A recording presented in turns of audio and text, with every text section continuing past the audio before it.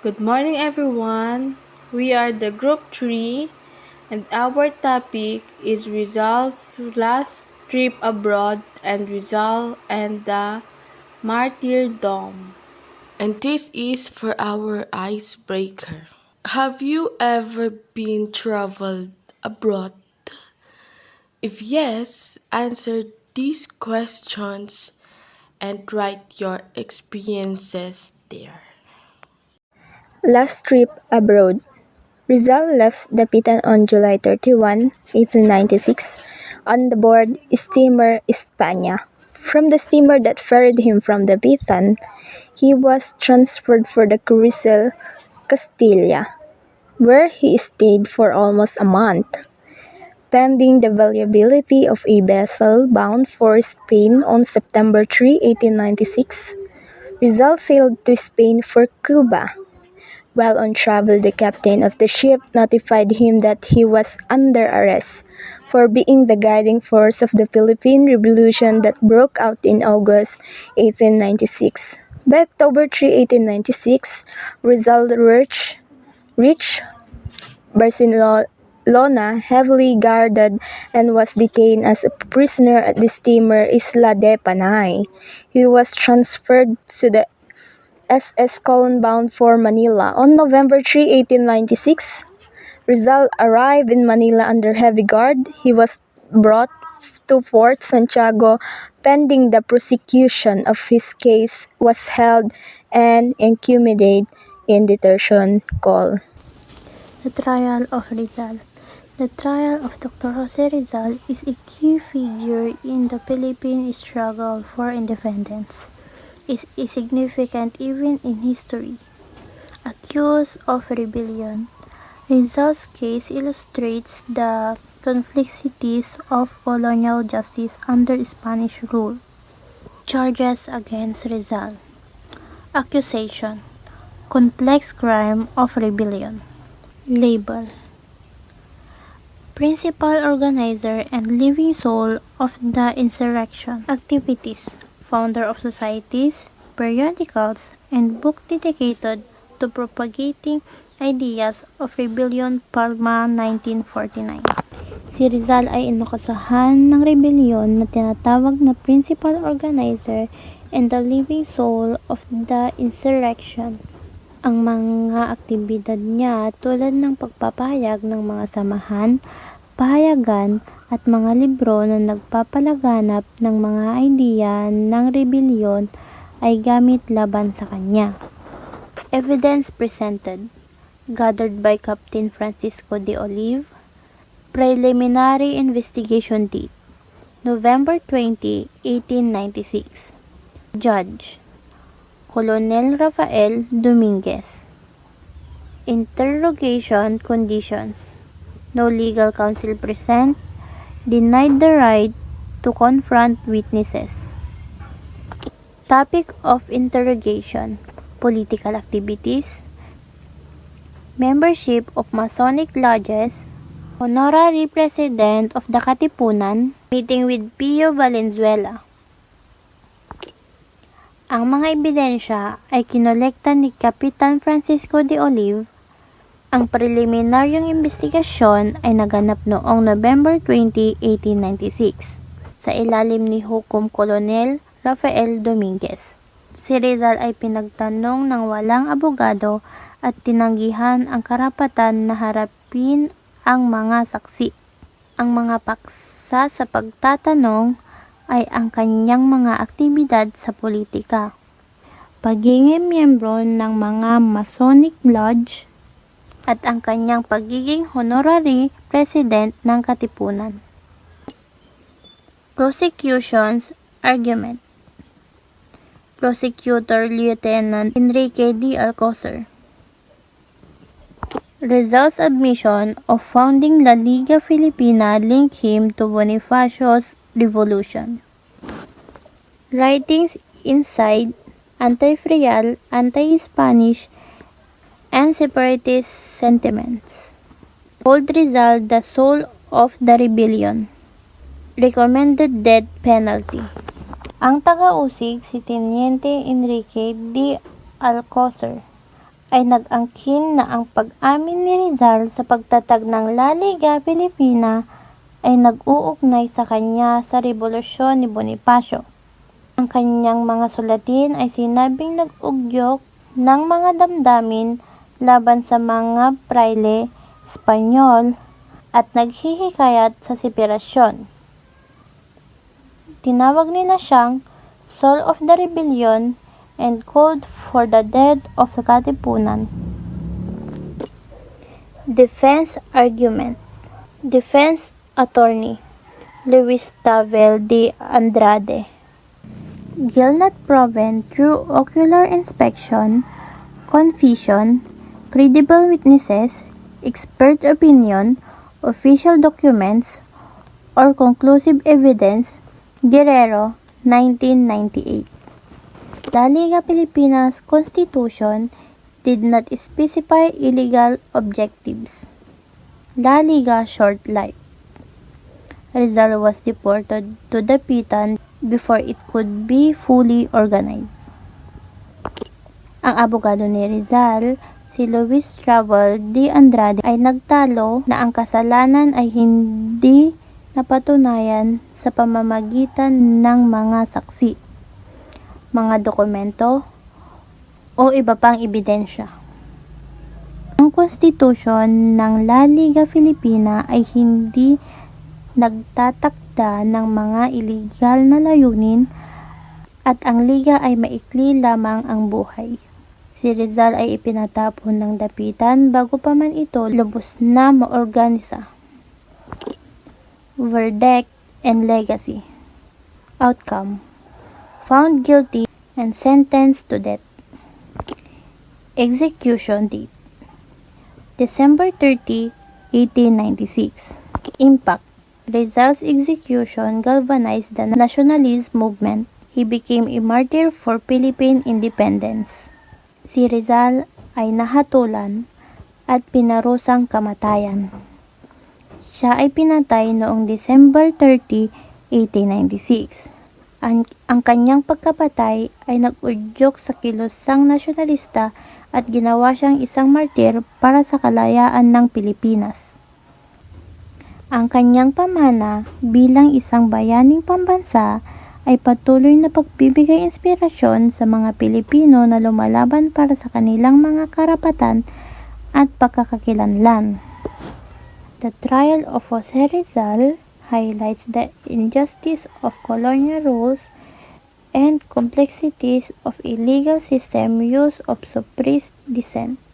Rizal's legacy as a national hero endures, serving as a reminder of the importance of fighting for one's rights and identity.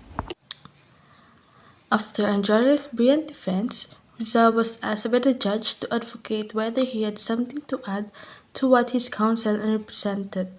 Rizal stood up and presented his own brief, the Zulueta 2004 and Guerrero 1998. Number 1. Not guilty of rebellion. Rizal firmly declared that he was not guilty of rebellion.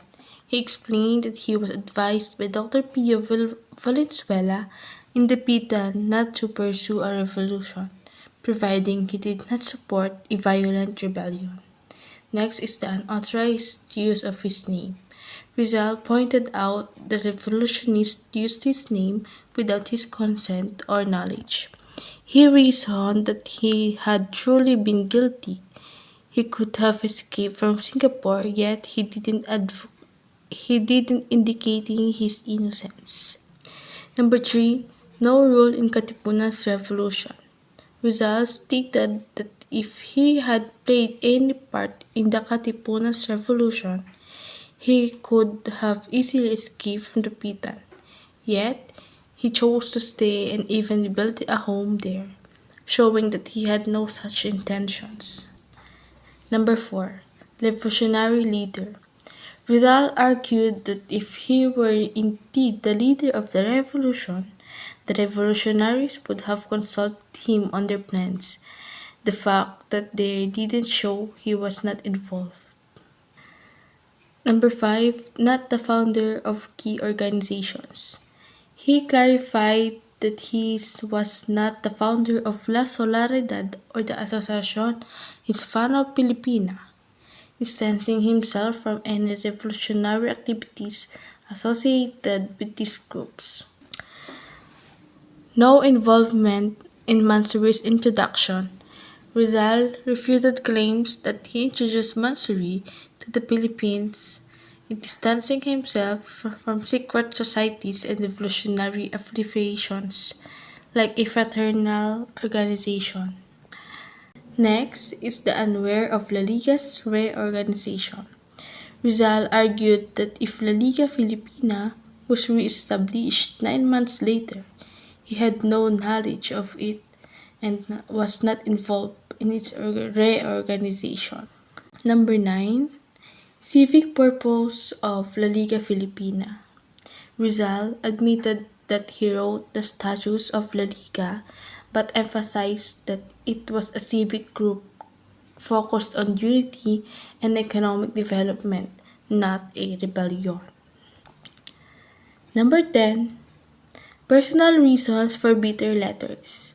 Rizal acknowledged writing some strong letters but explained that these were due to the persecution of his family, who were being dispossessed of their property and unfairly punished. His frustration was personal, not political. Number 11. Strong opposition to armed rebellion.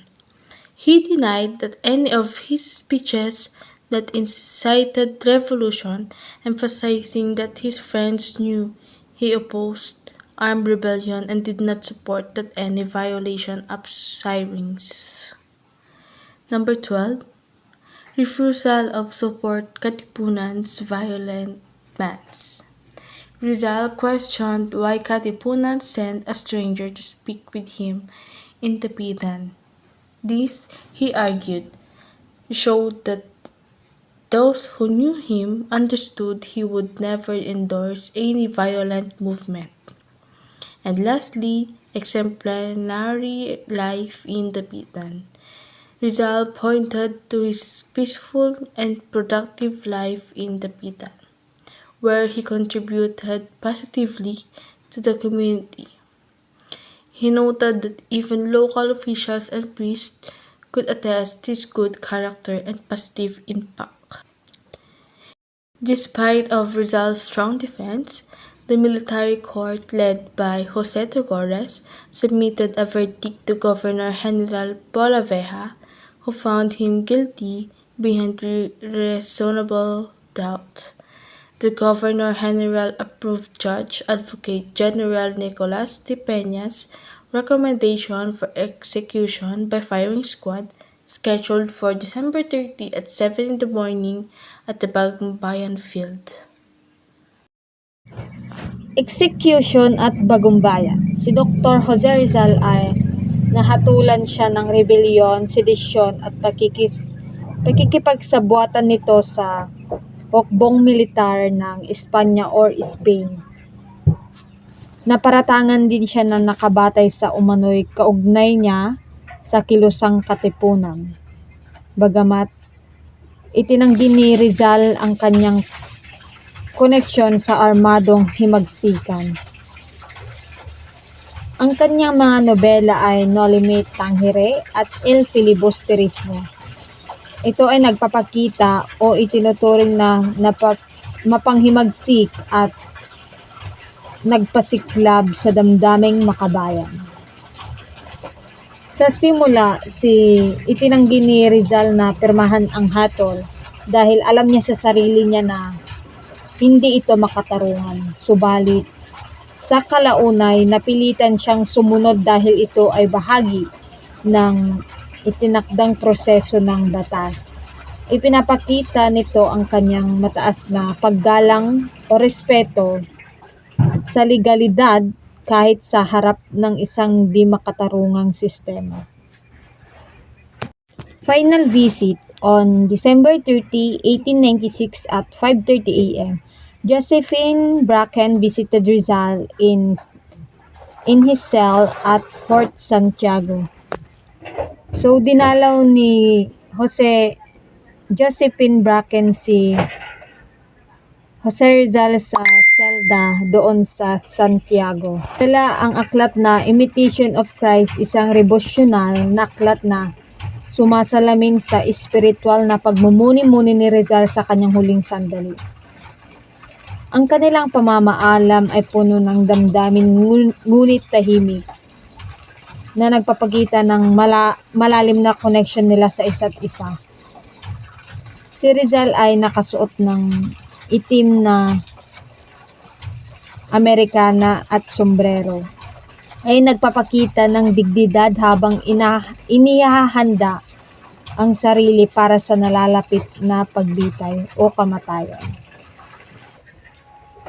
Execution scene. The execution took place at Bagumbayan. Dr. Felipe Ruiz y Castillo, a Spanish military doctor, observed that Rizal's pulse remained steady, demonstrating his extraordinary composure in the face of death. So, ang pulso ni Rizal ay nananatiling normal. Hiling din ni Rizal na humarap sa firing squad upang mamamatay ng may dignidad, ngunit tumanggi ang mga otoridad. Ipinilit nila na siya'y barilin sa likod bilang tanda ng pagtataksila. Sa huling sandali, ipinilit ni Rizal na umikot upang harapin ang kalangitan habang siya'y bumabagsak, bilang simbolo ng pagtutol sa paratang na siya'y taksil. Sobrang tapang talaga ni Dr. Jose Rizal na kahit kamatayan ay hinaharap niya pa rin. Impact of Rizal death. Rizal execution become a turning point in Philippine history. Kaya napapag-aralan na natin yung mga history ni Dr. Jose Rizal. Ang kanyang kamatayan ay gumising sa kamalayang makabayan ng mga Pilipino at nagpaalab ng Rebolusyong Pilipino laban sa kolonyal na pamamahala ng Espanya.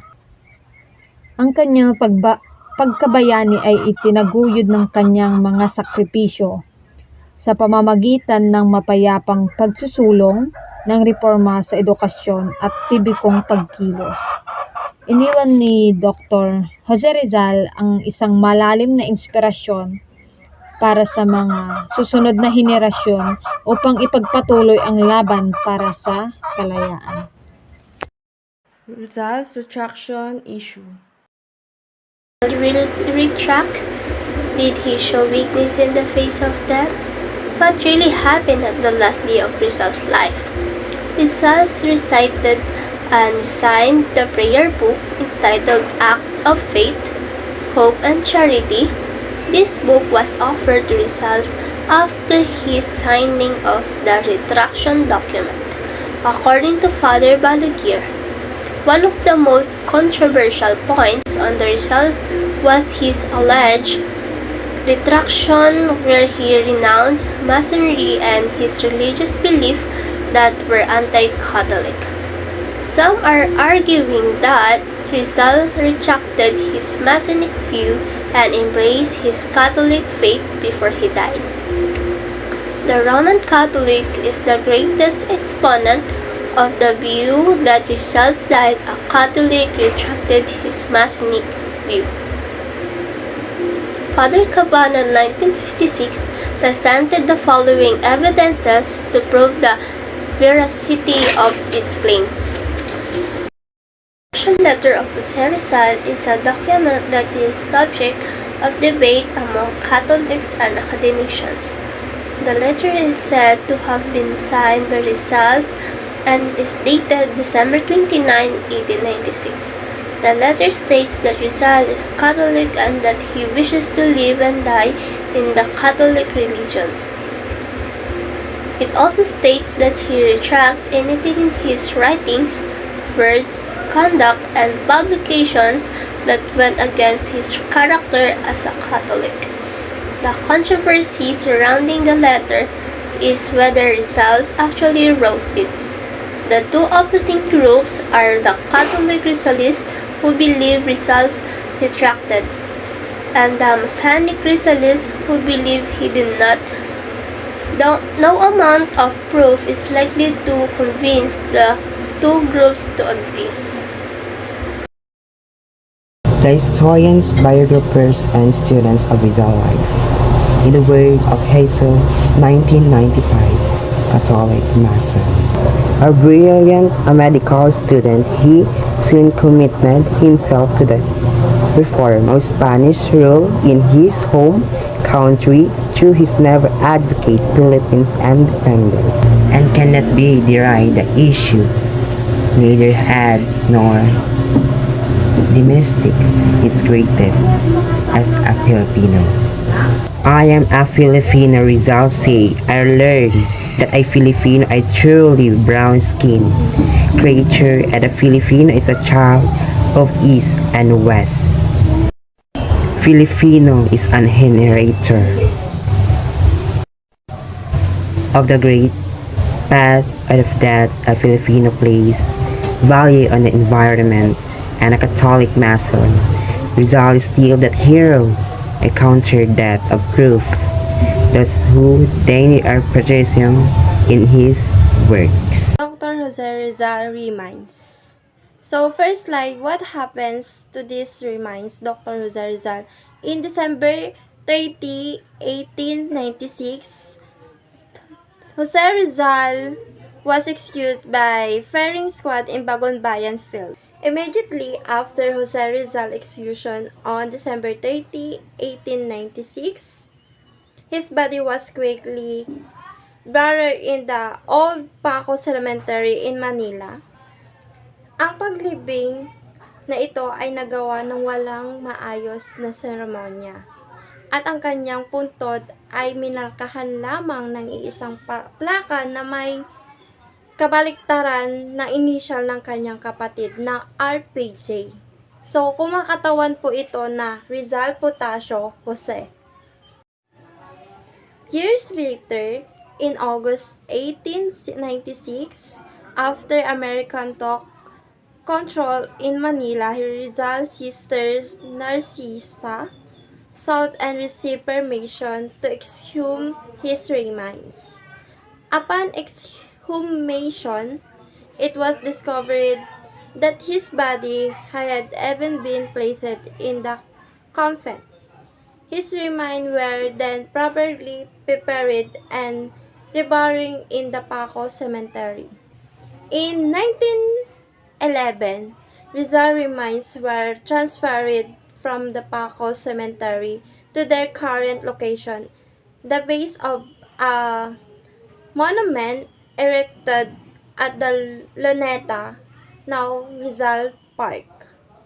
In conclusion, sa madaling salita po, sinubaybayan ng teksto ang paglalakbay ng mga labi ni Rizal mula sa isang madalyang at walang seremonyang paglilibing tungo sa isang pangwakas na hantungan na angkop sa isang pambansang bayani na sumasalamin sa nagbabagong tanawin ng politika sa Pilipinas at sa pag-unlad ng panggalang sa pamana ni Rizal.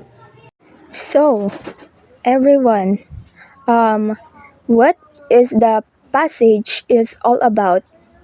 It is all about the highlights of Rizal life, his departure from the Pitan and subsequent arrest in Manila marked a significant turning point leading to his eventual execution by the Spanish colonial authorities. Always remember that the Rizal last trip abroad was departure of Rizal is Rizal left the Pitan on July 31, 1896 aboard the Spanish mail steamer. Destination: he was on his way to Cuba to serve as a military doctor. Arrest: he was arrested in Manila on September 3, 1896 for being suspected of leading the Philippine Revolution. Detention: Rizal was detained in Fort Santiago pending his trial. The discussion was done, so you may now take the quiz and good luck. Thank you.